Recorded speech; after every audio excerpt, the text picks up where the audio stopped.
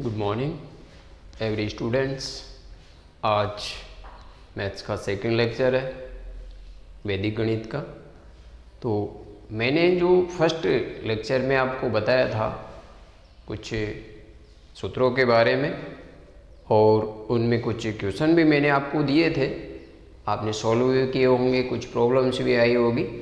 तो उनको अपन आज थोड़ा सा एक्सप्लेन कर देते हैं, तो आप चेक कर लीजिए कि आपके सवाल सही हैं या गलत है। तो हमने जो सवाल दिए थे वो ये दिए थे कि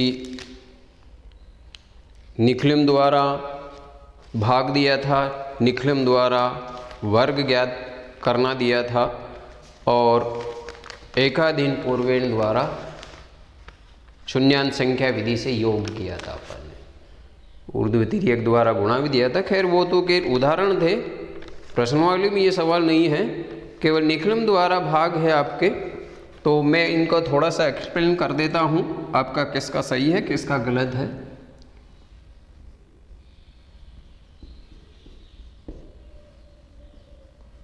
सब्जेक्ट मैथ।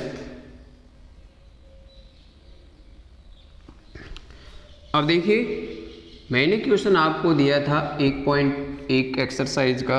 पहला क्वेश्चन था निखिलम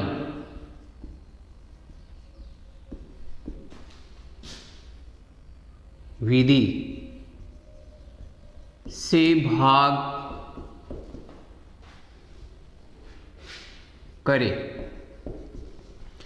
जिसमें पहला मैंने आपको सवाल दिया था 1245 में आपको भाग देना था 97 का। पहला 1245 में भाग देना है 97 का। तो इसका आधार अपन 100 मानेंगे, आधार 100 लेंगे और इसकी पूरक संख्या आपको ज्ञात करनी है। पूरक संख्या मैंने बताया था कि आपको हमेशा प्लस में आनी चाहिए, विचलन नहीं ज्ञात कर रहे हैं इसमें अपन पूरक संख्या ज्ञात कर रहे हैं। तो यहाँ 100 में से अपन को 97 घटाने हैं तो 03 आ गया इसका पूरक संख्या। लिखने का मैंने आपको जो इसका पैटर्न आपको दिया था कि 3 भाग होंगे, जिसमें फर्स्ट भाग में भाजक लिखेंगे हम और नीचे यहाँ पे पूरक संख्या लिखेंगे 03। अब मध्य खंड में और तीसरे खंड में अपन को किस प्रकार से संख्या लेनी थी वो मैंने आपको एक्सप्लेन किया था कि जितनी आधार में 0 है उतने ही इस भाज्य में से उतने ही अंक तीसरे खंड में लेने हैं। तो आधार में 2 0 है, आपको यहाँ पे 2 संख्या लेनी है भाज्य में से। भाज्य यह है, भाजक यह है। तो यहाँ पे 45 आपको यहाँ लिखना है। 45 लिखने के बाद में आगे जो संख्या और बच गई आपके 45 को छोड़ने के बाद में वो संख्या आपको मध्य खंड में लिखनी है। ये तो इसके लिखने का क्रम होगा। भाई भाग को कैसे लिखा जाए, सबसे इम्पोर्टेंट बात है भाग को वैदिक गणित में लिखा कैसे जाए। जिस स्टूडेंट ने लिखना सीख लिया तो आगे करना भी आ ही जाएगा, लेकिन लिखने में ही अगर आपका पैटर्न गलत है तो भाग सही नहीं होगा। तो इस तरीके से अपन पहले तो इसको लिखेंगे और लिखने के बाद में अपन क्या करेंगे इसको कि पहली जो संख्या मैंने बताया था, पहली संख्या आपको नीचे उतारनी है। 1 उतार दिया अपन ने और उस 1 को पूरक संख्या से मल्टीप्लाई करना है। अब पूरक संख्या 03 है, 03 को 1 से गुणा करेंगे तो 03 ही आएगा। अब यहाँ पे 3, यहाँ पे कोई संख्या नहीं तो यहाँ नहीं लिखेंगे, आगे वाली संख्या के नीचे ही लिखेंगे। ऐसा नहीं है यहाँ पे 03 लिख दे अपन। इस बात का विशेष करके ध्यान दें, अंक के नीचे अंक ही आना चाहिए, यथार्थ संख्या के नीचे संख्या ही आनी चाहिए। अब एक चरण कंप्लीट हो गया तो फिर इसका ऐड कर देंगे हम, प्लस कर देंगे तो 2 आ जाएंगे। फिर 2 को वही पूरक संख्या से मल्टीप्लाई करना है और 2 को पूरक संख्या 03 है और इसको 03 को 2 से गुणा करेंगे तो 06 आएंगे। 06 अब पहले यहाँ से स्टार्ट किया, अब यहाँ से स्टार्ट करेंगे तो 0 यहाँ पे लिखेंगे और 6 यहाँ पे। अब देखिए लास्ट वाली संख्या के नीचे संख्या आ गई तो इसमें अपन क्या करेंगे, इसमें ऐड कर देंगे, प्लस कर देंगे तीनों को। तो 6 और 5 11, 4 3 7 1 8। तो तीसरे जो खंड में आपके आया वो तो इसका शेषफल बन गया, और मध्य खंड में आया वो इसका भागफल बन गया। तो इसका आंसर हो गया भागफल तो आ गया 12, और शेषफल आ गया इसका 81 यानी 81। ये इसके आंसर है। तो आप नोट कर लीजिए अपनी नोटबुक में कि किस तरीके से हमने किया था। कोई गलती है तो उसको आप सुधार लीजिए कि इस तरीके से अपन को करना था। आंसर को चेक कर ले कि आपका गलत है या सही है। सही है तो आपका कॉन्फिडेंस बढ़ेगा, गलत है तो उस गलती को सुधार कर लीजिए कि इस तरीके से अपन को ये करना था। नेक्स्ट सवाल और देखते हैं अपन। नेक्स्ट सवाल में देखो, मैंने एक कनिष्का ने सवाल व्हाट्सएप पे भेजा था, उसका गलत था। किस तरीके से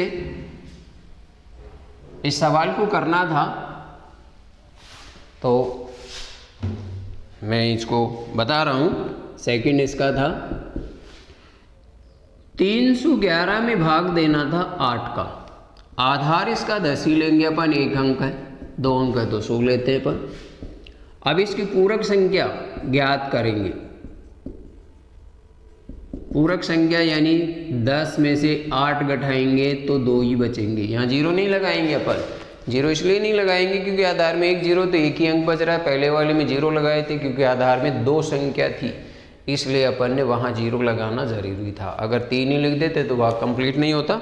तो इस बात का विशेष करके ध्यान रखिए कि आधार में जितने अंक होते उतने ही उसके पूरक संख्या की बाकी में बचने चाहिए, पूरक संख्या में बचने चाहिए। अब यहाँ पे वही 3 खंड अपन लिखेंगे। फर्स्ट खंड में पहले भाजक लिखेंगे, फिर पूरक संख्या लिखेंगे। पूरक संख्या 2 आ गई। अब यहाँ पर भी लिखने का यही क्रम है कि आधार में जितनी संख्या उतनी ही अपन को तीसरे खंड में, तो आधार में 1 संख्या है, 1 संख्या है तो इसका मतलब यहाँ पे 1 ले लेंगे अपन, और फिर 3 और 1 इसमें। अब देखिए पहली संख्या नीचे उतारेंगे हम 3 को इससे गुणा करेंगे, 3 दूनी 6। यहाँ पे 1 ही संख्या है तो 1 ही अंक के नीचे लिखेंगे। फिर इसको ऐड करेंगे हम, 6 में 1 जोड़ेंगे 7। अब 7 को पूरक संख्या 2 से मल्टीप्लाई करना, नहीं कि 8 से। तो यहाँ पे 7 को 2 से गुणा करेंगे तो 14 लिखेंगे। अब 14 यहाँ तो लिख नहीं सकते, अब यहाँ पे लिखेंगे। देखो ये सवाल इम्पोर्टेंट है, वैसे आप बोर्ड की दृष्टि से काफ़ी इम्पोर्टेंट है। क्यों इम्पोर्टेंट है, इसका कारण क्या है, क्योंकि यहाँ पे जब ये 14 लिखेंगे तो स्टूडेंट क्या करेगा, यहाँ पे 1 के नीचे 1 और 4। अगर ऐसा लिख दिया आपने तो गलत है। क्यों गलत है, क्योंकि इसको 1 अंक है तो इसको इकाई मानेंगे। 14 में 4 इकाई है तो इकाई के नीचे इकाई आना चाहिए, तभी वो सही होगा। इसलिए ये ऐसा नहीं लिखेंगे। आपको यहाँ पे ऐड करेंगे तो इसमें आपके 15 आ गए, जोड़ेंगे 14 में 1 जोड़ेंगे 15 आ गए। अब 15 आ गए तो इसमें आपको ये सवाल गलत क्यों, वैसे तो सही है आपके पैटर्न के अनुसार, पहला सवाल किया है उसके अकॉर्डिंग सही है ये, लेकिन गलत क्यों है। गलत इसलिए है कि अपन मानते हैं कि तीसरे खंड में शेषफल आता है, और शेषफल कभी भी भाग देने वाली संख्या से ज़्यादा नहीं होना चाहिए। तो भाग देने वाली संख्या तो 8 ही है, और शेषफल इसमें आपके क्या आ गया, 15 आ गया। तो इस तरीके से अपन क्या करेंगे, इसमें इस शेषफल को कम करेंगे। कम करने का तरीका यह है कि यहाँ पे इसमें जितना भाग दिया वो संख्या अपन घटाएंगे और इधर 1 जोड़ देंगे हम। तो यहाँ पे ये तो हो जाएंगे 38 और ये इसमें से घटा देंगे 7। तो देखिए इस तरीके से अपन कर रहे हैं। 38 तो इसका भागफल आ गया और 7, अब देखिए इससे कम आ गया शेषफल। तो इस तरीके से अपन चेक कर सकते हैं कि शेषफल हमेशा भाग देने वाली संख्या से अगर ज़्यादा आ जाता है तो इसको कम करने का एक ही तरीका कि उस शेषफल में जितने का भाग दे रहे हैं वो इसमें से घटा देंगे और घटाने के बाद में इधर एक जोड़ देंगे जितने। फिर भी अगर शेषफल ज़्यादा आता है तो इसका मतलब है फिर आप वही 8 घटा दीजिए और एक इधर जोड़ दीजिए। जब तक ये प्रक्रिया करते रहेंगे जब तक शेषफल भाग देने वाली संख्या से ज़्यादा ये कम नहीं आ जाए। तो इस तरीके से इसका भागफल 38 आ गया और शेषफल 7 आ गया। तो इस तरीके से अपन नेक्स्ट सवाल देखते हैं। नेक्स्ट सवाल आपको 1013 में 88 का भाग देना है।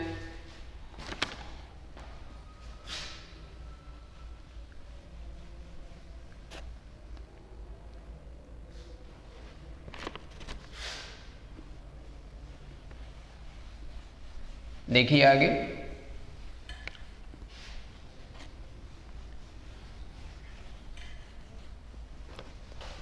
तीसरे सवाल में आपको दे रखा था मैंने 1013 में भाग देना है 88 का। आधार वही 100 लेंगे हम, इसकी पूरक संख्या 100 माइनस 88 तो 12 बच जाएंगे। 100 में से 88 निकालेंगे तो इसकी बाकी बचेगी 12, तो अर्थात पूरक संख्या आ गई 12। अब लिखने का क्रम वही होगा। प्रथम खंड में आपको लिखना है, पहले भाजक लिखेंगे और फिर नीचे पूरक संख्या लिखेंगे हम। पूरक संख्या 12। अब 13 इसमें लेना है क्योंकि आधार में 2 जीरो है, तो 0 3 इसमें 1 0। अब क्या करना है, तरीका वही है। पहली संख्या नीचे उतारनी है आपको, 1 को पूरक संख्या से गुणा करना है, फिर इसको जोड़ दीजिए 1, फिर 1 को पूरक संख्या से गुणा 12, फिर प्लस कर दीजिए। तो यहाँ पे 3 और 2 5 और 2 3 रिक 4। देखिए ये 45 इससे कम है, तो ये इसका शेषफल हो गया, ये इसका भागफल हो गया। सही है, तो इसमें भागफल आ गया 11 और शेषफल आ गया 45। इस तरीके से आप अपने नोटबुक में चेक कर लेना कि अपन ने जो किया है वो सही है। सही है तो बहुत अच्छी बात है। अब देखिए वर्ग भी मैंने दिए थे, निखिलम द्वारा वर्ग कैसे ज्ञात करें, दोनों ही तरीके के दिए थे, आधार विधि से और उप आधार विधि से वर्ग ज्ञात करना। तो हम देखते हैं, पहले चेक करते हैं कि आपने क्या किया, मिलान कर लेंगे। निखिलम विधि से वर्ग, सेकंड क्वेश्चन, वर्ग ज्ञात करना।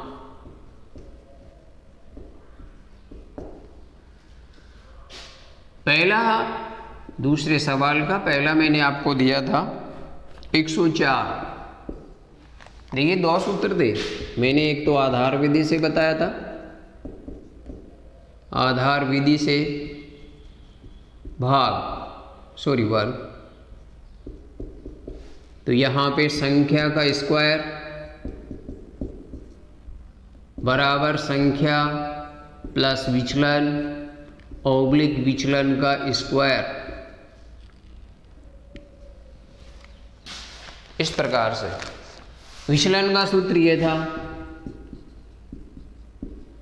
संख्या माइनस आधार। यहां पे आधार 100 ले रहे हैं हम, 100 लेंगे, विचलन निकालेंगे हम इसका। विचलन संख्या 104, आधार 100, तो 0,4 इसका विचलन आ गया। सूत्र अपने पास यह है, वही लगाना है, संख्या प्लस विचलन ऑब्लिक विचलन का स्क्वायर। तो संख्या की जगह आप लिखेंगे 104 का होल स्क्वायर, फिर संख्या की जगह 104 प्लस विचलन 0,4 ऑब्लिक विचलन लिख करके फिर उसका वर्ग करना है। तो 0,4 का वर्ग करेंगे हम इस तरीके से। अब देखिए यहाँ पे अपन को ऐड करना है, यानी 104 में 0 4 ऐड करेंगे तो 108 हो गए, और इसका वर्ग करेंगे 4 का वर्ग 16। देखिए यहाँ पे स्टूडेंट कुछ गलतियाँ क्या करते हैं कि यहाँ पे अगर इसमें 2 संख्या आ गई और आधार में 2 संख्या है, 2 0 है, तो आपका सही है। अगर 2 से ज़्यादा आ जाए तो आगे वाली संख्या में जोड़ेंगे एक संख्या को, 2 ही रखनी है आपको इसमें दूसरे खंड में। तो यहाँ पे 2 संख्या है, इसमें 2 0 है, आपको कुछ भी नहीं जोड़ना है, केवल ऑब्लिक के चिन्ह को हटाना है। तो ये इसका वर्ग होगा, 104 का वर्ग 10,816 होगा। नेक्स्ट सवाल 95 का वर्ग दिया था मैंने, तो 95 का वर्ग देखिए ये भी आधार विधि से ही हम करेंगे।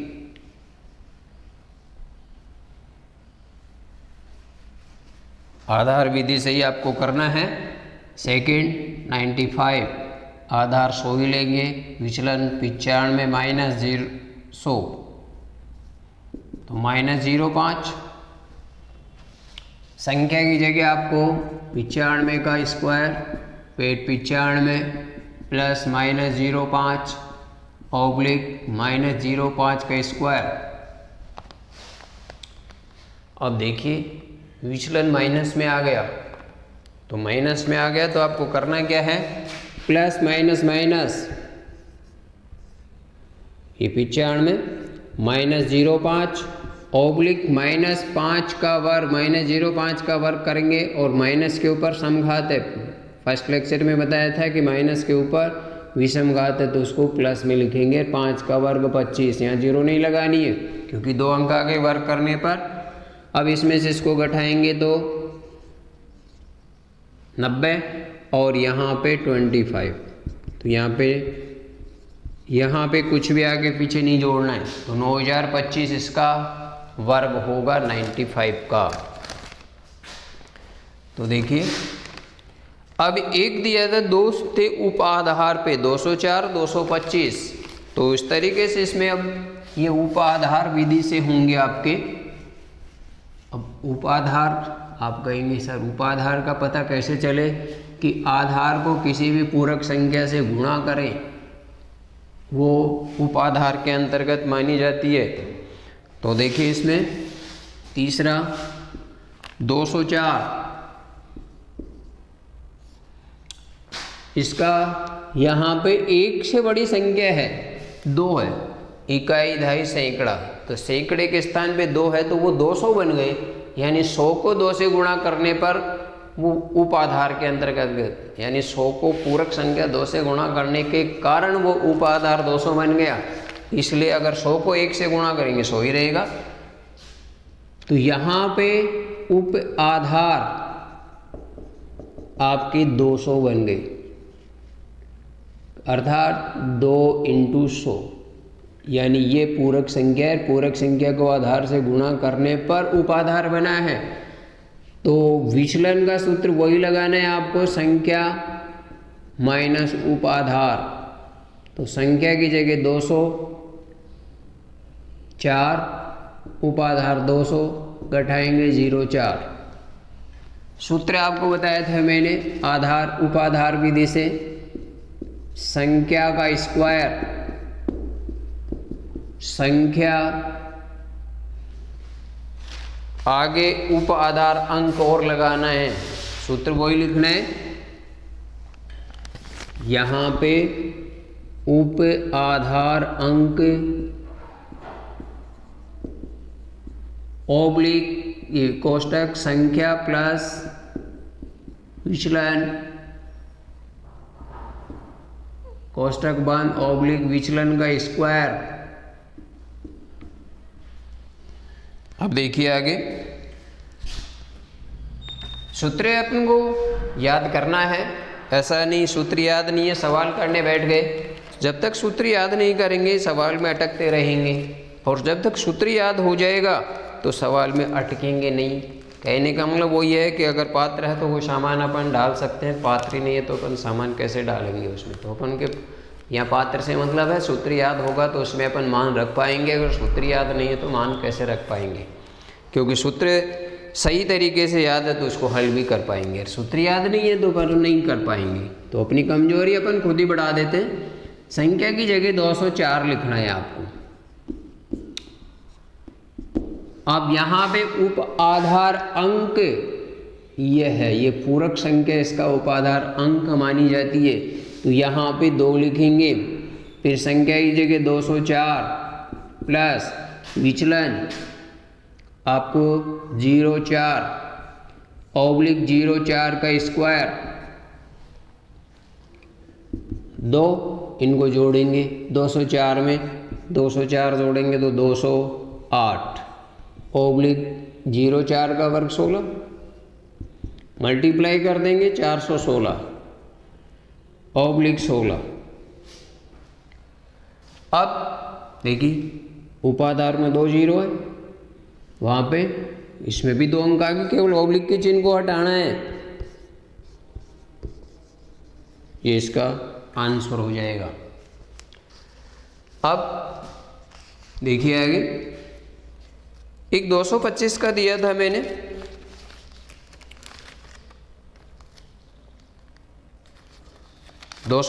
का भी इसी तरीके से करना है। यहाँ पे 225 कर दीजिए, सूत्र वही रहेगा, 225 में आधार भी वही 200 ही रहेगा। चौथा सवाल है इसका 225 और यहाँ पे 225 माइनस 200 यानी 25 इसका विचलन आ जाएगा। अब संख्या की जगह आपको सूत्र में मान रखना है 225 संख्या की जगह और विचलन की जगह 25 लेंगे, उपाधार वही 2 ही रहेगा 225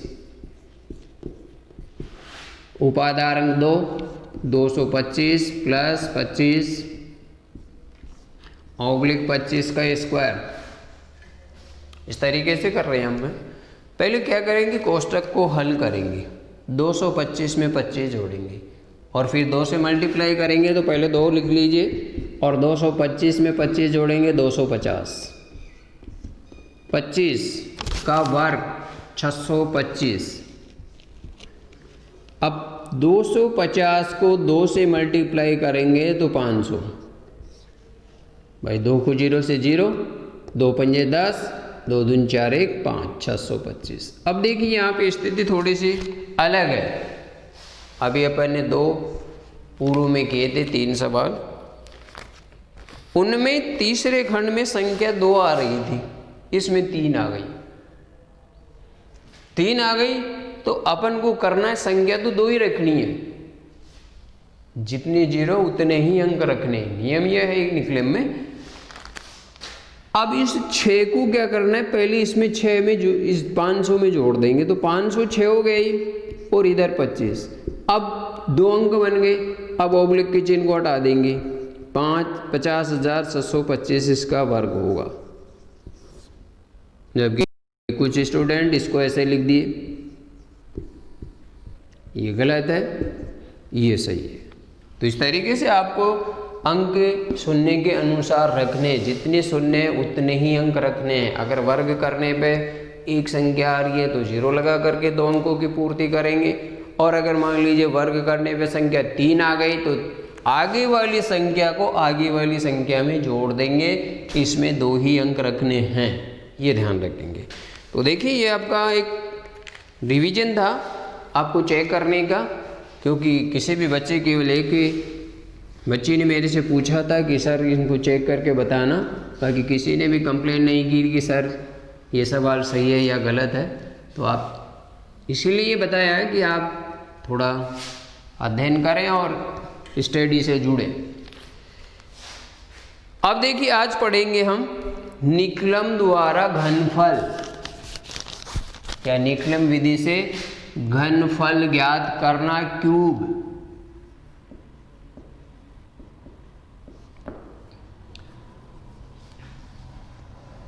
ये आज पढ़ेंगे हम निकलम विधि से घनफल यानी क्यूब ज्ञात करना। अभी तक वर्ग पढ़ा है। निकलम विधि से घनफल ज्ञात करने पर भी 2 ही विधियां हैं, एक तो आधार विधि से घनफल निकालेंगे और एक उपाधार विधि से घनफल निकालेंगे।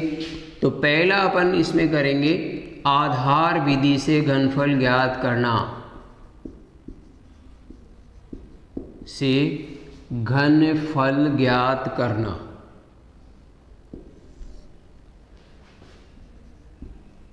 अब देखिए इसका क्या फॉर्मूला है,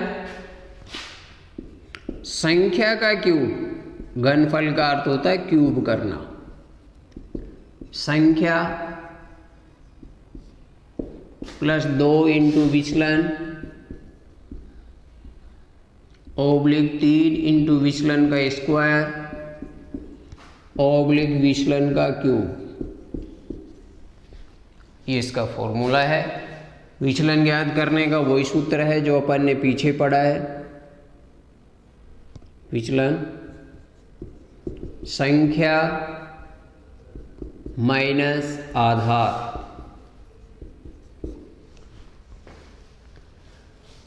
अब एक सवाल ले लेते हैं अपन इसके आधार पे ताकि आपको समझ में आ जाए। देखिए कैसे करते हैं। हमने संख्या ले ली एक कोई भी, फॉर एग्जाम्पल के तौर पे हमें इसको एक्सप्लेन कर रहे हैं कि संख्या ले ली अपन ने 107 और इसका घनफल निकालना है आपको। एक संख्या का भी कर सकते हैं। देखिए 107 का घनफल करना तो आधार तो 100 लेना है आपको, और विचलन ज्ञात करने का संख्या 107 माइनस 100 तो 07। संख्या फॉर्मूला यह है, आपको रिपीट करना है, याद करना है और याद करके फिर इसमें मान रखना है। तो संख्या की जगह तो 107 रख देंगे हम, क्यूब, फिर 107 प्लस 2 इंटू विचलन की जगह 07 ऑब्लिक 3 इंटू 07 का स्क्वायर ऑब्लिक 07 का क्यूब। इन दोनों को मल्टीप्लाई कर देंगे, 7 दूनी 14। यहाँ पे पहले इसका क्यूब करेंगे, स्क्वायर करेंगे, 7 का वर्ग 49 और 7 का क्यूब 343। 1 से 10 तक की घन संख्याएं, 1 से 30 तक की वर्ग संख्या याद होनी चाहिए। अगर ये याद है तो अपनी कैलकुलेशन बहुत तीव्र गति से कर सकते हैं। अगर ये याद नहीं है तो बहुत कुछ वीकनेस तो रहेगी, क्योंकि कई जगह वर्गमूल निकालना पड़ता है तो घनफल वर्ग याद है तो उसका वर्गमूल तुरंत आसानी से निकल जाता है। अब इसको ऐड करेंगे, 7 और 4 11, 1 और 2 और 1 121 हो गए। 107 में 14 जोड़ेंगे तो इसका इससे मल्टीप्लाई कर देंगे तो 9 3 27 और 7 3 चौक 12 12 और 2 14। उन्हें देख लीजिए आराम से। 3 का बड़ा 9 बार बोलेंगे तो 3 नाम 27 के साथ लिख दें, हासिल 2 हो गई, 3 चौक 12 में 2 जोड़ देंगे 14 हो गए, 343 ये है। अब देखिए इस दूसरे और तीसरे खंड में उतने ही अंक रखने हैं जितने आधार में 0 है। तो आधार में कितनी 0 है? 2, तो अपन को 2 ही अंक रखने हैं। तो अपन को पहले इसमें कम करेंगे तो ये 3 इसमें जोड़ेंगे अपन, 121 और 3 जोड़ेंगे तो 150, यहाँ पे 43। अब इसमें भी 1 अंक रखना तो ये 1 अंक इसमें जोड़ेंगे तो 122 और 50, यहाँ पे 43। देखिए 2 अंक हो गए। अब केवल तिरछी लाइन को हटाना है, 122 50 43, ये आंसर। तो ये ध्यान रखेंगे अपन, इस तरीके से किसी भी संख्या का घनफल अपन निकालेंगे। तो देखिए आगे, ये अगर आपके दिखने में प्रॉब्लम है तो यहाँ से थोड़ा सा आगे कर लीजिए, या इसको थोड़ा सा मैं ऊपर लिख देता हूँ। और यहाँ पे 107 प्लस 14, यहाँ पे 3 इंटू 49 और 343, फिर ये 121 हो गए, यहाँ पे 147 अभी हुए थे और 343, 7 इसमें जोड़ना है, 121 150 /43, एक इसमें जोड़ दीजिए 122, 50 और 43। अब ऑब्लिक के चिन्ह को हटाना है, 122, 50, 43, ये इसका आंसर हो जाएगा। इस तरीके से अपन किसी भी संख्या का घनफल यानी क्यूब ज्ञात कर सकते हैं, लेकिन मेन फॉर्मूला ये है, ये अपन को याद होना ही चाहिए। जब तक इसको याद नहीं करेंगे अपन सवाल नहीं कर पाएंगे। तो पहला काम यह है कि जो भी कोई सवाल करें तो उससे पहले अपन को उस फॉर्मूले को रिपीट करें, बार बार लिख करके याद करें, मनन करें, और मनन करने के बाद में उसको प्रैक्टिकली काम में ले, सवाल को हल करने में काम में ले, ताकि आपको सवाल हल करने में आसानी रहे। अब दूसरा है उप आधार विधि से घनफल। उप आधार विधि से घनफल, उपाधार विधि से घनफल ज्ञात करेंगे हम। देखिए, जो आधार विधि वाला फॉर्मूला वो का वो ही इसमें काम में आएगा। उपाधार विधि वाले में केवल चेंज क्या करना है, अपन को कुछ शब्द जोड़ने हैं इसमें, और वो कहाँ जोड़ने हैं वो मैं आपको बता देता हूँ कि यहाँ पे संख्या का क्यूब तो आपको लिखना ही लिखना है। इसके आगे उप आधार अंक का स्क्वायर लगाना है, और बाकी ये पूरा का पूरा ऐसे कैसे उतारना है, कोष्टक में संख्या प्लस 2 इंटू विचलन। अब यहां पर भी 3 के आगे उपाधार अंक लगाना है, उपाधार अंक। बाकी को ऐसे कैसे उतार देंगे, 3 इंटू विचलन का स्क्वायर। और यहाँ पे कुछ भी नहीं जोड़ना है, ये विचलन का क्यूब सेम रहेगा। तो देखिए, एक पंथ दो काज हो गए। ऊपर वाले सूत्र से ये भी याद हो गया, केवल 2 अंक जोड़ने हैं, एक तो उपाधार अंक का स्क्वायर आगे जोड़ना है, एक दूसरे खंड में जोड़ना है। बाकी फॉर्मूला वो का वही लिख रहे हैं, रिपीट कर रहे हैं। तो एक को याद कर लीजिए, दूसरा अपने आप याद हो जाएगा। अब आधार विधि का बनाना तो इनको हटा दीजिए, उपाधार विधि का बनाना है तो यहाँ पे उपाधार अंक का स्क्वायर जोड़ दीजिए, यहाँ पे उपाधार अंक। बाकी ये फॉर्मूला वो का वही आपको यहाँ पे उतारना है। तो इस तरीके से अपन, और विचलन ज्ञात करने का सूत्र वही होगा जो अपन पीछे पढ़ चुके, इसमें कोई चेंजेज नहीं है। संख्या माइनस उप आधार। इस तरीके से आधार विधि से विचलन ज्ञात करें तो आधार घटा दो, उपाधार विधि से ज्ञात कर रहे हैं तो उपाधार घटा देंगे। देखिए, अब इसका एक सवाल लेते हैं अपन। उप आधार विधि से ज्ञात करना है घनफल, तो अपन ऊपर ले लेते हैं। देखिए, उप आधार विधि से घनफल कैसे निकालेंगे हम। संख्या हमने ले ली 23 ले ली अपन ने, और इसका क्यूब ज्ञात करना है। तो यहाँ पे उप आधार, देखो इकाई धाई, इसका मतलब उपाधार 20 होगा। इसका मतलब 2 इंटू 10, पूरक संख्या 2 हो गई। इस कारण से ये उपाधार में चली गई।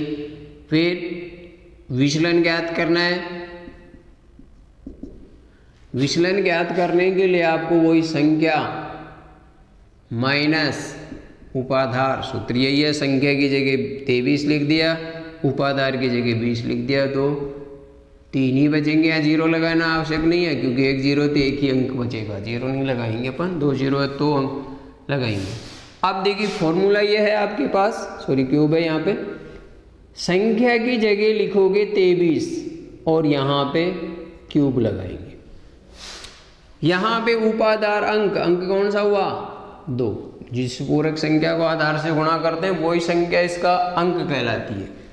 तो यहाँ पे 2 का स्क्वायर, फिर संख्या की जगह वही 23 प्लस 2 इंटू विचलन 3, फिर उपाधार अंक 2 इंटू 3 इंटू विचलन 3 का स्क्वायर ऑब्लिक 3 का क्यूब। चेक कर लीजिए आप, संख्या की जगह हमने 23 लिख दिया, ऊपर क्यूब लगाएंगे। उपादारांक 2 लिख दिया, फिर उसका स्क्वायर और फिर कोष्टक बनाया अपन ने, और संख्या की जगह वही 23 प्लस 2 इंटू यहाँ पे विचलन, तो विचलन 3 लिख दिया, ऑब्लिक उपादारांक की जगह वही 2 लिख दिया, फिर इंटू 3, विचलन 3 का स्क्वायर कर दिया और 3 का क्यूब कर दिया। अब इसको हल कैसे करें वो है मेन इंपॉर्टेंट बात, क्योंकि स्टूडेंट मान तो रख देता है लेकिन हल करने में कुछ मिस्टेक कर देता है, इस कारण से आंसर है वो गलत हो जाता है। तो अपन को देखिए हल कैसे करना है। पहले इसके आगे स्क्वायर लगा हुआ है 2 के, तो पहले 2 का स्क्वायर खोलेंगे हम 4। अब इस कोष्टक में अगर कोई गुणा भाग है तो उसको हल करेंगे, तो पहले गुणा का चिन्ह है तो पहले गुणा को हल करेंगे अपन। तो 23 प्लस 3 दूनी 6, यहाँ पे पहले इनको मल्टीप्लाई कर दीजिए, गुणा कर दीजिए, 3 का वर्ग 9, 3 का क्यूब 27, 3 तिया 9, 9 ती 27, क्योंकि 3 के बाद 3 को 3 बार गुणा करेंगे, 3 इंटू 3 इंटू 3। अब 4 इनको जोड़ेंगे अपन, 23 और 6 29, यहाँ पे 6 नाम 54 और 27, 29 को 4 से गुणा करना है, तो 29 चौक 116 होते हैं, यह इसको 9 चौक 36 और 4 दूनी 8 और 3 11, 54 और 27। अब देखिए इस प्रकार से अपन ने कर लिया। अब करने के बाद में क्या होता है कि इसमें हाथ उपाधार में 0 तो एक ही है, आ गए अंक 2 अपन क्या करेंगे, एक ही अंक रखेंगे, बाकी के अंकों को आगे वाले सवाल में आगे वाले अंक में जोड़ देंगे। 2 को इसमें जोड़ना है, तो 116 2 को जोड़ेंगे तो 54 में 2 जोड़ेंगे तो 56 और इधर 7 ही रहेंगे। अब यहाँ भी एक ही अंक रखना है, इकाई वाला धाई वाले को आगे वाले में जोड़ना है, तो 116 में 5 जोड़ेंगे तो 121, 6/7। अब तिरछी लाइन को हटा दीजिए, 121 6 7, ये इसका घनफल हो जाएगा। 23 का घनफल 12,167 आएगा। तो ये ध्यान रखें कि अपन किसी भी संख्या का क्यूब करें या वर्ग करें, उसमें सूत्र ज़रूर इम्पोर्टेंट है, सूत्र को अपन को याद रखना है। सूत्र जब तक याद नहीं होगा तब तक अपन सवाल गलत करते रहेंगे। और हल करने का तरीका आपको देखो, पुनः एक बार मैं बता देता हूँ। मान अपन ने सूत्र में जैसा था वैसे के वैसे रख दिया, विचलन की जगह विचलन, संख्या की जगह संख्या, उपादारक की जगह। अब यहाँ पे पहले इसका वर्ग कर रहा अपन ने, 2 की घात 2 का मान 4 होता है, 23 ऐसे कैसे प्लस 2 तिया 6 या 3 दूनी 6 एक ही बात है, ऑब्लिक 2 तिया 6, 3 का वर्ग 9 हो गया और 3 का क्यूब 27 हो गया। पहले इनको जोड़ा है हमने, 4 तो ऐसे कैसे उतारा, ऐसा नहीं 4 को इससे गुणा कर दे। 23 में 6 जोड़ेंगे तो 29 हो गए, 29 को 4 से गुणा किया 116 आ गए, 6 नाम 54 हो गए, 27 ऐसे कैसे। अब यहाँ पे 2 अंक आ गए, जबकि अंक एक ही रखना है, जो जितनी है उतने ही अंक रखेंगे हम। तो यहाँ से अपन इकाई का अंक तो यहीं पे रख देंगे, धाई के अंक को आगे वाले की इकाई के जोड़ देंगे, तो 4 2 6 56 हो गए। अब 56 में इकाई का अंक तो यही रहेंगे, 5 को आगे वाली की इकाई में जोड़ देंगे तो 16 और 5 21 हो गए। यहाँ पे 6 7 ऑब्लिक के चिन्ह को हटा देंगे हम, तो हटाने के बाद में 12,167 इसका घनफल आ जाएगा। तो देखिए तो घनफल था। अब आगे देखते हैं हम नया सूत्र या नया भाग देखेंगे। हम नया भाग में आप क्या करेंगे, भाग और भी है, द्वजांग विधि से भाग। देखिए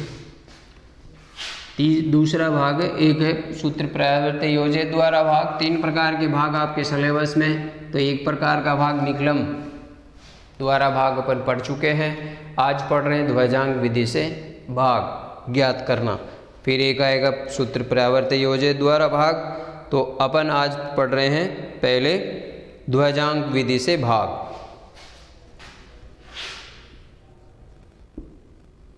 ध्वजांक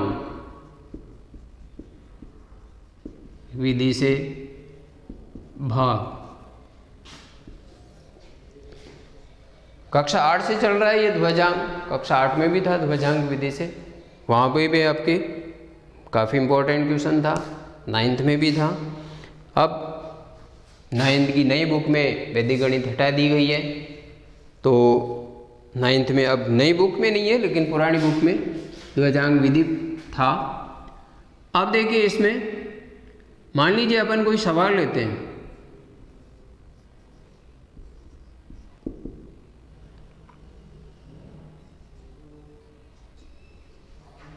सैंतालीस का भाग देना है अपन को इसमें। देखिए भाग कैसे देंगे इसमें। लिखने का क्रम इसमें वही 3 ही खंड बनते हैं वैदिक गणित में। भाग चाहे कैसा ही करो आप, 3 ही खंड बनेंगे। वैसे नहीं होगा जब अपन सामान्य भाग ऐसे करते हैं आ रहे हैं, ऐसे नहीं होगा। इसमें खंड बनते हैं, 3 ही खंड।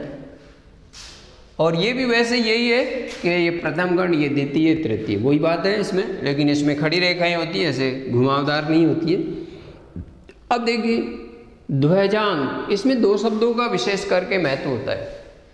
ध्यान से देखेंगे आप सभी कि ध्वजांक विधि में जो अपन भाग कर रहे हैं हम, वो आपके इसमें 2 शब्दों का विशेष करके महत्व होता है। एक तो होता है ध्वजांक और एक होता है मुख्यांक।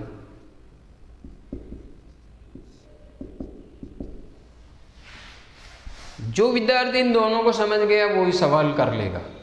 देखिए ध्वजांक का अर्थ क्या होता है, इसमें जो आपकी इकाई का अंक होगा वो ध्वजांक कहलाएगा, और बाकी इस इकाई के अंक को छोड़कर इधर 2 है, 3 है, 4 है, वो सारे मुख्यांक में है। तो यहाँ पे 4 ही मुख्यांक होगा। सबसे पहले आपको ध्वजांक और मुख्यांक छांटने हैं, और वो किस में से छांटने हैं, भाजक में से छांटने हैं। तो भाजक का इकाई का अंक तो अपन कह लेंगे ध्वजांक, और इकाई अंक को छोड़ने के बाद में शेष जो निखिलम अंक होते हैं उनको लेना है मुख्यांक के अंतर्गत। अब देखिए ध्वजांक, ध्वजा, अपन ग्रामीण क्षेत्र के बच्चे अपने मम्मी पापा से पूछे ध्वजा किसे कहते हैं, तो ध्वजापन जो बालाजी की या जो किसी भी भगवान के झंडे लगाते हैं और ऊपर जो कपड़े का होता है उसको ध्वजा बोलते हैं अपन। और मुख्यांक यानी मुख्य, यानी उस ध्वजा को किसमें, एक लकड़ी की डंडे में उसको पिरोया जाता है, तो वो लकड़ी का डंडा वो मुख्य भाग हो गया, उसको पकड़ेंगे तभी वो ध्वजा या झंडी लगा पाएंगे। अकेली झंडी को अपन नहीं लगा पाएंगे। तो इसका मतलब है मुख्यांक यानी मुख्य तो आपके आधार हो गया, और वो ध्वजांक ऊपर, क्योंकि ध्वजा ऊपर लगाई जाती है, मुख्य यानी डंडा नीचे, ध्वजा ऊपर, तो उसका अनुसार ये लिखा जाता है। एक साथ 147 नहीं लिखे जाएंगे। तो ये ध्यान रखें आप कि इसमें ध्वजांक और मुख्यांक कैसे लिखे जाएंगे। ध्वजांक ऊपर लिखा जाएगा और मुख्यांक नीचे लिखा जाएगा। उल्टा मत कर देना कि मुख्यांक ऊपर लेंगे ध्वजांक को नीचे, तो वो गलत हो जाएगा। ये ध्यान रखें कि ध्वजांक ऊपर रहेगा और मुख्यांक नीचे रहेगा। अब इसमें भी पहले खंड में तो ध्वजांक और मुख्यांक लिखिए, दूसरे और तीसरे खंड में, दूसरे और तीसरे खंड में कैसे संख्या लेनी है, कितनी आनी चाहिए, वो अपन लेंगे इसके अनुसार। अगर ध्वजांक में अपन 1 अंक ले रहे हैं तो आपको तीसरे खंड में भाज्य में से 1 ही अंक लेना है। तो यहाँ पे जैसे इसमें 1 ही अंक लिया अपन ने, तो इसमें से 4 इसी में लेंगे अपन, बाकी को इसमें लेंगे अपन। यानी इकाई के अंक 4 तीसरे खंड में लेंगे, क्योंकि ध्वजांक में 1 ही अंक है। 7 को 1 ही अंक मानेंगे। वैसे 7 तो इसका मान है, लेकिन संख्या तो 1 ही मानेंगे 7 को। तो इस तरीके से यहाँ पे 1 अंक है, तो इसमें से भाज्य में से 1 अंक तीसरे खंड में ले लेंगे। बाकी जितने भी इतने 4 बचे, 3 बचे, 2 बचे, वो सारी मध्य खंड में लेनी है। अब देखिए इसमें कुछ वर्किंग स्टेप चलते हैं। क्रिया विधि,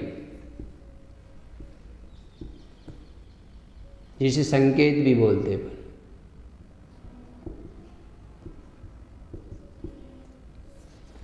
फर्स्ट। अब देखिए यहाँ पे 4 है और यहाँ पे 12 है। इस 4 का 12 में भाग देना है, तो 4 × 12 हो गया वैसे, शेषफल 0 बच गया। लेकिन यहाँ पे अपन 2 ही बार देंगे, कारण कि अगर मान लीजिए यहाँ पे 3 यहाँ पे लिख दिया और 0 यहाँ पे लिख दिया, नया भाज्य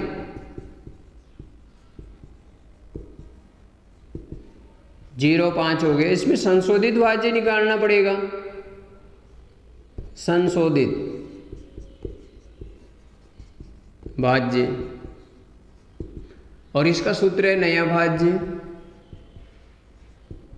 माइनस ध्वजांक इंटू भागफल फर्स्ट। अब नया भाज्य तो 0,5 हुआ, ध्वजांक 7 भागफल 3, 0,5 माइनस 7 × 21, माइनस के 16 आ गए। ये माइनस का नहीं आना चाहिए, क्योंकि अगर मैं शुरुआत में ही 2 ही बार दे देता तो आप ऑब्जेक्शन उठा सकते, भाग तो 3 बार जा रहा है, 2 बार क्यों दे रहे हैं, भाग नहीं आता है क्या। अब इसका कारण है कि संशोधित भाज्य कभी भी ऋणात्मक नहीं आना चाहिए। अगर ऋणात्मक आ जाता तो उसको कम पॉजिटिव बदलने का तरीका है धनात्मक कैसे, तो यहाँ पर 1 अंक कम दे दीजिए, भाग 2 ही बार दीजिए, तो यहाँ पे 2 बार देंगे अपन। 4 दूनी 8, 12 में से 8 घटाएंगे तो शेषफल, पहले 0 बचाया था अब 4 बचेगा। अब नया भाज्य यहाँ पे 4 लिख देंगे अपन, नया भाज्य 45 बन गया। संशोधित भाज्य का सूत्र वही रहेगा, यहाँ पे 2 कर देंगे क्योंकि भागफल अब 2 हो गया। 45 में से आपको 14 घटाना है, और 14 घटा सकते हैं हम। 5 में से 4 जाएगा 1, 4 में से 1 जाएगा तो 2, 3। देखिए 4 में से 1 गए, 3 बच गए, 5 में से 1 गया, 4 गए तो 1 बच गया। अब इसमें भाग देना है आपको 12 का, 4 का, मुख्यांक का ही भाग लगेगा, 31 भाग 4। अब 4 का भाग 31 में कितनी बार जाएगा, 4 7 28, 4 8 32 तो ज़्यादा होते, तो 4 7 28, 7 बार भाग जाएगा इसका। अब 28 इसमें से बाकी निकालेंगे 31 में से, तो कितने बचेंगे, 3, शेषफल 3 बच गया, शेषफल 3 बच गया। यानी 4 7 28, 31 में से 28 बाकी निकालेंगे तो 3, 7 यहाँ पे लिखेंगे और 3 यहाँ पे लिखेंगे। नया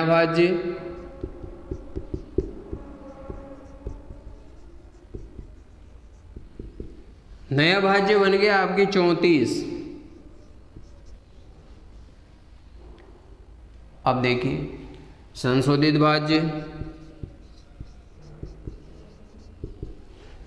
भाज्य वही नया भाज्य 34 माइनस ध्वजांक 7 × 7। ये देखो ये भी माइनस में आ रहा है, क्योंकि 49 में से 34 घटाएंगे तो 15 बचेंगे माइनस के। तो क्या तरीका बताया था फिर, भाग 1 अंक कम देंगे। यहाँ पे ऊपर जैसे 1 अंक कम दिया, 3 बार गया तो 2 ही बार गया, तो यहाँ पे 1 अंक कम देंगे आप, भाग 6 ही बार देंगे आप। अब 24 इसमें से बाकी निकालेंगे आप, 6 चौका 24 हो गए, 24 इसमें से बाकी निकालेंगे तो 7। अब यहाँ पे 6 बार और यहाँ पे 7। नया भाज्य 76 बन गया। अब 7 × 6 यानी 76 में से आपको 42 घटाना है, तो 4 में से 2 जाएंगे तो 2, 7 में से 4 जाएंगे 3, ये 32, इसका शेषफल बचेगा, तो इसका भागफल आ गया आपके 26 और शेषफल आ गया आपके 32। ये इसका आंसर है। तो देखिए इंपॉर्टेंट क्वेश्चन है, आएगा तो 3 नंबर का आएगा, 3 से कम का है नहीं आएगा। तो ध्रुवांक विधि का भाग है जो आपके किस तरीके से करना है, कैसे लिखना है, एक बार पुनः रिपीट कर देता हूँ।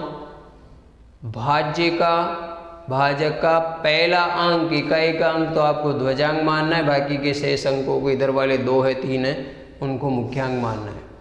लिखने का तरीका, ध्वजांक ऊपर लिखेंगे, मुख्यांक नीचे लिखेंगे। ध्वजा का अंक ऊपर रहना चाहिए और ये मुख्यांक। जैसे 4 की घात 7 लिखने वैसे 1 7 47 नहीं लिखेंगे, ये ध्यान रखेंगे। फिर तीसरे खंड में ध्वजांक में जितने अंक है 1 अंक है तो इसमें से 1 अंक ले लेंगे 4 और बाकी को मध्य खंड में। अब क्रियाविधि या संकेत आपको इसमें लिखने अनिवार्य होंगे, बाकी और में तो कोई ज़्यादा इम्पोर्टेंट नहीं है, इसमें संकेत ज़्यादा इम्पोर्टेंट है। संकेत बगैर ये सॉल्व भी कम होता है, समझ में भी कम आता है। अब 4 का भाग हमेशा इसी का ही देना है, 4 का ही देना है, 7 का कभी भाग नहीं देना है। 7 तो केवल संशोधित भाज्य में ही काम में आएगा, बाकी और कहीं काम में नहीं आएगा।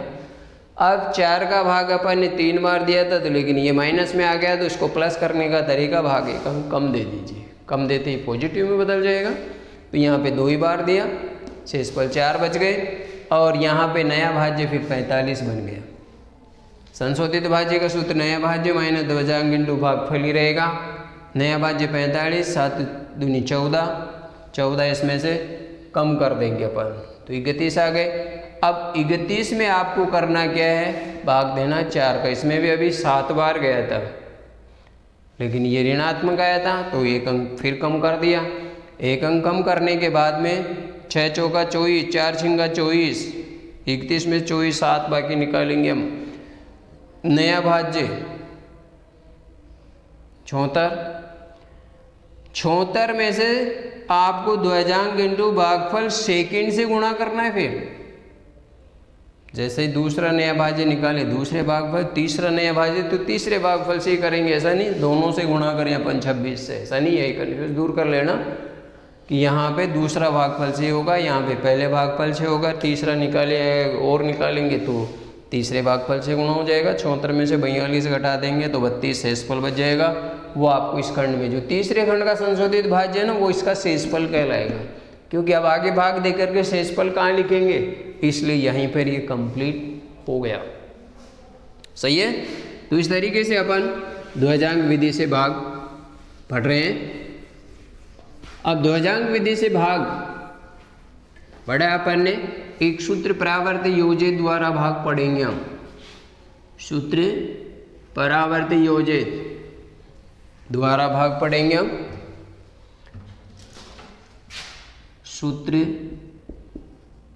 परावर्त योजित द्वारा भाग। सूत्र परावर्त योजित में एक ही अर्थ है कि निखिलम जैसे ही करना है।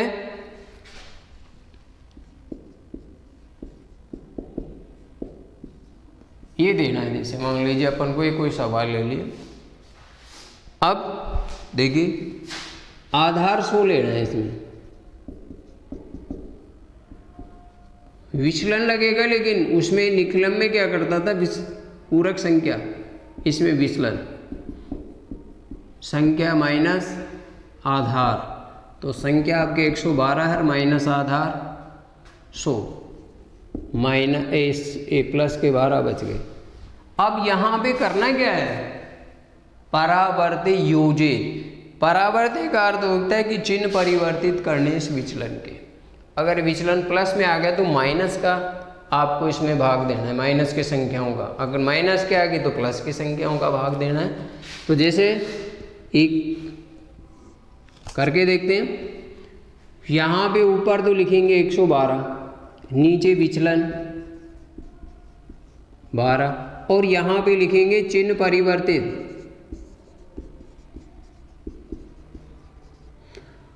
-1 और -2 लिखना पड़ेगा। चिन्ह दोनों का ऐसा नहीं डायरेक्ट ही -12, अंक 2 आ रहे हैं तो दोनों के ही चिन्ह माइनस लगाएंगे आप, ये विशेष करके ध्यान रखेंगे। बस यही इंपॉर्टेंट है, बाकी करना निखिलम के तरीके से। इनमें कैसे करना, आधार में जितनी संख्या उतनी ही आपको इसमें उतारना है। निखिलम जैसे उतारने पर तो शेष मध्य खंड में उतार देंगे 54 को छोड़ करके। पहली संख्या वही निखिलम जैसे ही करना है। अब आपको 1 को इससे करना है, नहीं कि इससे, तो -1 और -2, फिर इसको जोड़ेंगे हम, प्लस ही करेंगे। अब 2 में से 1 जाएगा तो 1 को फिर इससे मल्टीप्लाई, तो -1 -2। अब इसको ऐड कर दो, 4 में से 2 गए तो 2, 5 में से 2 और 1 3 घटाएंगे तो 2, क्योंकि माइनस के 3 हो गए, और माइनस के 3 5 में से घटाएंगे तो 2 बचेगा। ये इसका शेषफल आ गया और ये इसका भागफल आ गया, यानी भागफल तो आ गया इसका 11 और शेषफल आ गया 22/22।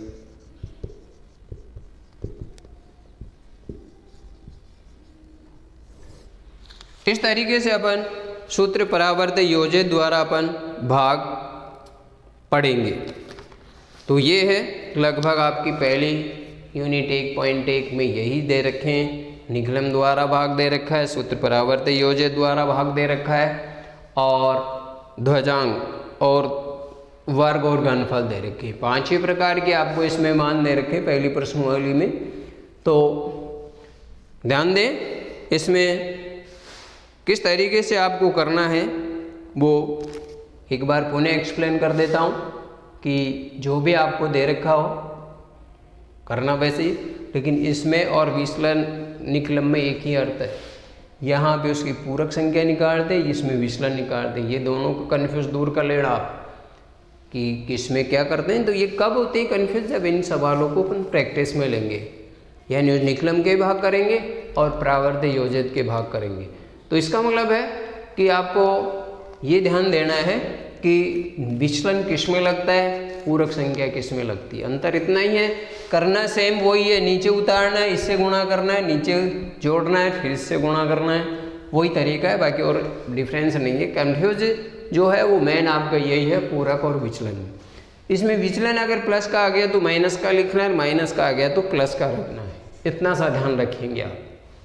बाकी जो सा वैसा निखिलम में किया था वैसा ही आपको करना है।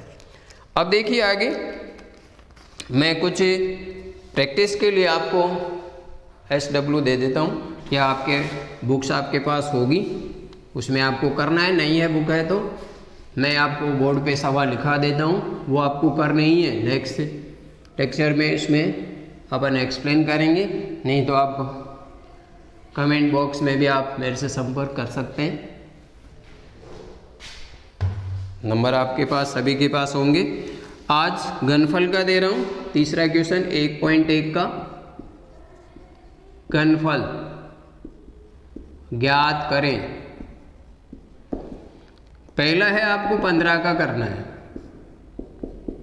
दूसरा करना है 91 का, तीसरा करना है 32 और चौथा करना है 208।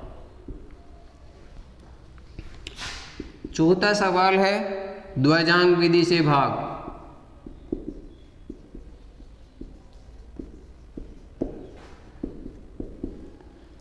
करें 4532 में भाग देना है आपको 112 का। सेकंड 1234 में भाग देना है 42 का। तीसरा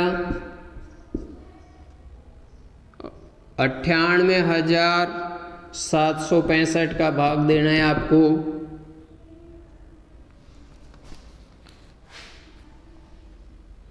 113 और 210, 15, 32, 879 का भाग देना है आपको। पांचवा सूत्रे परावर्ते योजित द्वारा भाग करें, जिसमें फर्स्ट है 1154 भाग 103, सेकेंड 1358 भाग 113, चौथा है ये तीसरे में दे रखा है 1432 में भाग देना है 88 का, और 5 चौथा है 14,885 भाग देना है आपको 123। ये आपको SW के अंतर्गत करना है। तो हमने जो आज चीज़ पढ़ी है उसके बारे में आपको अध्ययन करना है। प्रैक्टिस अब आपके ऊपर डिपेंड करती है, आप कितनी प्रैक्टिस करते हैं। जितनी प्रैक्टिस करेंगे मैं समझता हूँ उतना ही आपके नॉलेज बढ़ेगा। जितनी प्रैक्टिस करते हैं नॉलेज उतना ही इम्प्रूवमेंट होता है, और जितनी आप प्रैक्टिस में शीतलता बरतेंगे उतनी ही आपके नॉलेज में कमी होगी।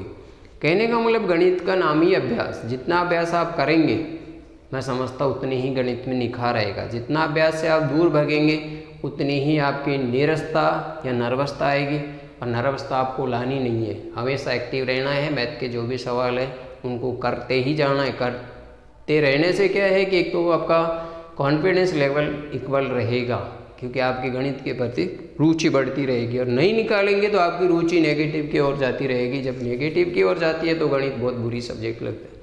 लेकिन अगर सकारात्मक सोच से मैथ को निकालते हम, तो इसका मतलब है अपनी जो नकारात्मक सोच थी वो पॉजिटिव में बदलती जाएगी, और पॉजिटिव में अगर बदलती है तो कोई भी बाधा अपन पार कर सकते हैं। यानी पॉजिटिव थिंकिंग वाले हर बाधा को पार कर जाते हैं, नेगेटिव थिंकिंग वाले छोटी सी बाधा से भी डर जाते हैं। तो सवाल गलत हो जाए उसका कोई दुख नहीं है, सवाल करना ज़रूरी है। सवाल अगर अपन करेंगे तो ही अपन उसको कर पाएंगे। गलत हो जाए कोई बात नहीं है, कम से कम करना तो सीखें। गलत हो जाएगा उसमें सुधार हो जाएगा, लेकिन करेंगे नहीं। दिमाग में यही बिठा लिया कि मेरे को नहीं आता है, ये तो शब्द गलत है। आता है कोशिश कीजिए, क्योंकि अपन ने ऐसा तो है नहीं कि मैंने समझाया नहीं है। समझाया तो है, समझाने के बाद में तो कर सकते हैं। बगैर समझाए तो अपन नहीं कर सकते, लेकिन समझाने के बाद में तो कर सकते हैं। और जितना आप समझेंगे सवाल को उतना ही सवाल सही होगा, आगे भी होगा। तो इसलिए आज का लेक्चर यहीं समाप्त करते हैं। थैंक यू, धन्यवाद।